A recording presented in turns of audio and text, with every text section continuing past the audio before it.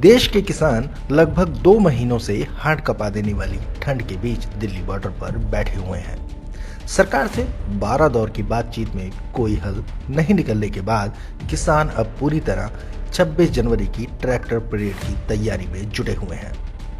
किसान नेता कानून वापस की मांग पर अड़े हैं। इस बीच शनिवार को आम आदमी पार्टी हरियाणा की युवा अध्यक्ष रेणु राणा आंदोलनरत किसानों के बीच पहुंची। उन्होंने एक वीडियो जारी कर किसान व्यवस्था व एकता के बारे में बताया। इस मौके पर उनके साथ राकेश टिकैत व अन्य किसान नेता भी नजर आए।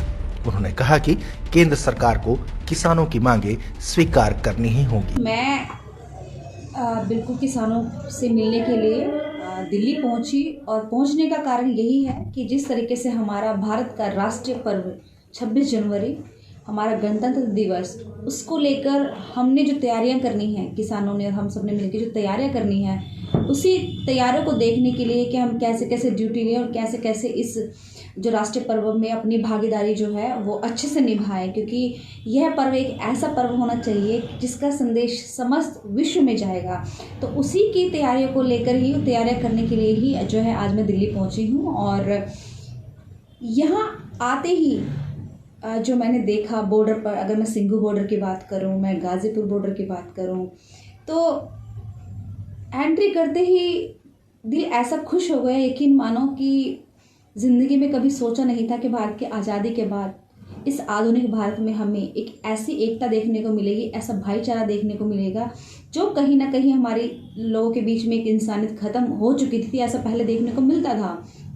परंतु जब मैं सिंघू बॉर्डर पर पहुंची थी और मैंने मंच से भी ये बात आज कही है कि मैं पंजाब की धरती को नमन करती हूँ कि इस आंदोलन को, इस की शुरुआत अगर कहूँ तो पंजाब से ही हुई थी। मेरे पंजाब के भाइयों ने, पंजाब के किसानों ने जो ये आंदोलन लेकर आए हैं, उसने एक ऐसा भाईचारा कायम किया है कि आज हरियाणा और पंजाब एक भाई भाई बन गए हैं। अगर पंजाब के किसान जब वहाँ बैठे हैं सिंघू बॉर्डर पे, तो वो लोग पंजाब से जब चल के आते हैं तो हरियाणा के भाई उनका वेलकम करते हैं और आपस में ऐसे सगे भाइयों की तरह रहते हैं। ये है एकता का परिचय।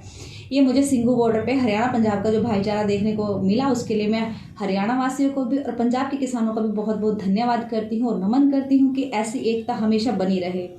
और जब मैं गाजीपुर बॉर्डर पर पहुँची आज, तो वहाँ पर हमारे माननीय जो राकेश टिकैत जी हैं, हमारे राष्ट्रीय किसान नेता हैं, वो भी वहीं थे, हम भी वहीं थे। और वहाँ पर जो मैंने नज़ारा देखा कि महिलाएं भारी संख्या में वहाँ पर मौजूद हैं, पुरुषों के साथ कंधे से कंधा मिलाकर डटी हुई हैं और खड़ी हुई हैं।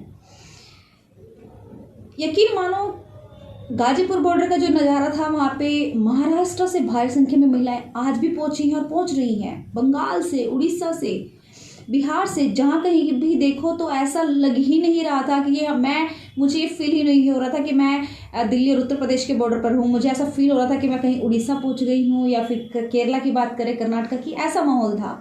मैंने वहाँ पे जो देखा तो गर्ल्स जब हो, महिलाएं जहाँ पे हो, वहाँ पे सुरक्षा का जो एक मुद्दा होता है वो, उसको लेकर थोड़ा सा हम असहज रहते हैं कि कहीं रात के समय, अभी दिन की बात ना करके अगर रात की बात करें तो डर लगा रहता है कि आप इतनी बड़ी जिम्मेदारी, इतना बड़ा आयोजन को कैसे संभाल सकते हो। जहाँ पे महिला मौजूद हो तो वहाँ पे सुरक्षा कैसे कर सकते हैं। लेकिन यकीन मानो वहाँ पे महिलाओं की सुरक्षा को लेकर जो इंतज़ाम किए हुए हैं वो बेहद, जिसे कहेंगे, काबिल तारीफ़ है। मेरा खुद का आज जो मैं बताऊं तो वहाँ पे मेरा मोबाइल की जो बैटरी है वो बिल्कुल डाउन हो गई थी, तो मैं इधर उधर देख रही थी तो एक किसान भाई आया, मैम क्या हुआ, आप क्या देख रहे हो, टेंट चाहिए? मैंने कहा नहीं, टेंट नहीं चाहिए मुझे, मेरे मोबाइल की बैटरी डाउन हो गई। तो उस भाई ने मेरा फ़ोन लिया और वो भी एक सेवा थी वहाँ पे, मोबाइल चार्ज की सेवा। और मेरा भी अंदर से ऐसी फीलिंग थी कि मैं उस भाई को जानती नहीं थी कि कौन है, और मैंने अपना फ़ोन पकड़ाया और मैं आगे निकल गई राकेश टिकैत जी के साथ। तो ये एकता है कि आप अपना सब कुछ एक इस विश्वास पे कि वो भी किसान आंदोलन का हिस्सा, मैं भी किसान हूँ, वो भी किसान है, तो एक हमारी एकता जो थी, बाउंडिंग थी, वो सचमुच ऐसा नज़ारा मेरे ख्याल से विश्व में कहीं देखने को नहीं मिलेगा। इस बीच मैं यही कहूँगी, वहाँ का जो माहौल देखा कि अभी तो चलो मौसम आज की बात करें तो थोड़ा ठीक है, लेकिन ठिठुरती ठंड में, कड़ाके की ठंड में, जब इतनी सुविधाएं भी नहीं थी, तो कैसे वहाँ पे जो हमारे किसानों की शहादत हुई है और 70 से 75 के करीब जो है हमारे जो शहीद उन्होंने शहादत दी है। इसमें मैं सरकार को यही चेतावनी दूंगी कि रुके ना जो, झुके ना जो, डरे ना जो, मिटे ना जो, हम वो इनकलाब है, जुल्म का जवाब है, हर शहीद हर गरीब की हम ही तो आवाज़ है। आप हमारी आवाज़ को दबा नहीं सकते हो। ये जो किसान का और हम सबका आपस का भाईचारा है, ये सरकार आपको झुकने के लिए मजबूर करेगा। और वहाँ पर एक जो मैं आपको बताना चाहूँगी कि आज जो है मैं भी आंदोलन में जब अभी है आज, तो एक नारा जो है वहाँ पे किसानों के बीच से निकल के आया है कि मोदी जी के 3 ही यार, अडानी, अंबानी, तड़ीपार। तो इस सरकार को मैं यही कहूँगी कि आप जो ये तीनों काले कानून लेकर आए हो और आप बार बार प्रधानमंत्री जी ये कहते हैं कि किसानों के समर्थन में हैं, तो मोदी जी मैं आपसे पूछना चाहती हूँ, आपने कोई कानून मेरे लिए लेकर आए, मेरे फ़ायदे के लिए, कि इसमें मेरा भला है और मैं रोष भी अपना दिखा रही हूँ और मुझे उससे खतरा लग रहा है, मैं आपसे अपील कर रही हूँ, भीख मांग रही हूँ, आप इनको वापस ले लो। अगर वो आप वापस लोगे तो इसमें नुकसान तो हमारा है ना, आपको तो नहीं है। लेकिन 2 महीने होने को है आंदोलन को, लेकिन आपकी तानाशाही इस हद तक चली गई है कि आप अपने 2 अडानी अंबानी के चक्कर में पूरे देश को बेच डाला।